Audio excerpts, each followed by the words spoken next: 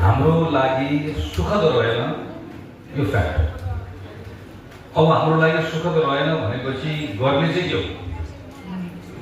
हामीले एउटा गर्न सक्छौँ चिन्ता, एउटा गर्न सक्छौँ चिन्तन। म सबैतिर साथीहरूलाई गएर यही कुरा दोहोऱ्याइ भनिरहेको छु। चिन्ताले हामीलाई गलाउँछ, चिन्ताले हामीलाई थकाउँछ। चिन्ता नेगेटिभ एनर्जी हो, चिन्ताले कोही बाटो देखाउँदैन। यसको अर्थ यसको बारेमा छलफलै नगरौँ, बहसै नगरौँ, भागौँ भन्ने होइन। जमेर छलफल गरौँ, तर चिन्ता होइन, चिन्तन गरौँ। चिन्तनले हामीलाई समस्याको समाधानतर्फ लिएर जान्छ, चिन्तनले हामीलाई बाटो देखाउँछ।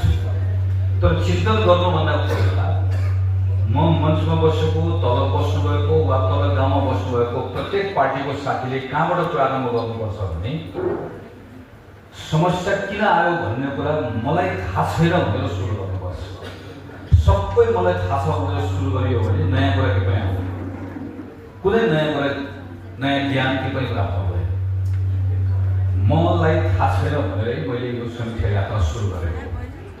मैले साथीहरूलाई भनेको छु, म प्रत्येक समीक्षा बैठकमा जान्छु। यो 7 प्रदेशको समीक्षा बैठकभन्दा बाहेक पनि काठमाडौँमा अहिले प्यारलली हामी थुप्रै छलफल गरिरहेका छौँ। अस्ति केही समय अगाडि म नौजवान साथीहरूसँग बसेँ।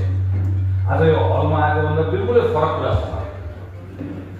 त्यसपछि अस्ति लास्ट विक म अलिकति प्रोफेसनल्सहरूसँग बसेँ, जो पार्टीको औपचारिक संरचनामा बसेर हामीहरूसँग काम गरिराख्नु भएको होइन। उहाँहरूको बिल्कुल फरक छ। यी सबै कुराहरू सुन्नुपर्ने छ, सबै कुराबाट खोज्नुपर्ने छ। त्यसले मेरो तपाईँसँग पनि आदत छ।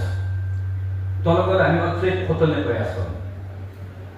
5 लाखभन्दा बढी हो जस्तो लाग्छ विनन्द अघिल्लो पटक हाम्रो समानुपातिक मत यहाँ करिब आधा भयो, 2,90,000 अघि नै डिस्ट्रिक्ट वाइज पनि कस्तो छ भन्ने कुरा पनि उहाँले भन्नुभयो। लार्जली देशभरि हामीले हेऱ्यौँ भने हाम्रो 27 लाख चाहन्छु हाम्रो मतदाताले अघिल्लो पटक निर्वाचनमा मत हाल्नु भएको।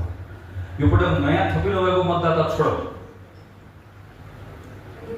यो पटक नयाँ थपिनु भएको मतदातामा हामीलाई कसैले पनि मत हाल्नु भएन भन्ने मान्यो भने पनि अघिल्लो पटकको 27 लाख मतदाता मध्ये 17 लाख मतदाताले मात्र यो पटक हामीलाई मत हाल्नु भएको छ। तपाईँलाई दुई तरिकाले हेर्न सकिन्छ। केही साथीहरू के भन्नुहुन्छ, यस्तो यस्तो भएको भए 17 लाख आउँदैन थियो, 7 लाख आउँथ्यो। म साथीहरूलाई के भन्छु भने 7 लाख आउँथ्यो, 17 लाख आउँथ्यो भनेर त्यहाँ अल्मलिएर बसेर कहीँ पुगिन्न। त्यो थप 10 लाख किन आयो भन्ने कुरा खोजौँ। किन आयो 10 लाख?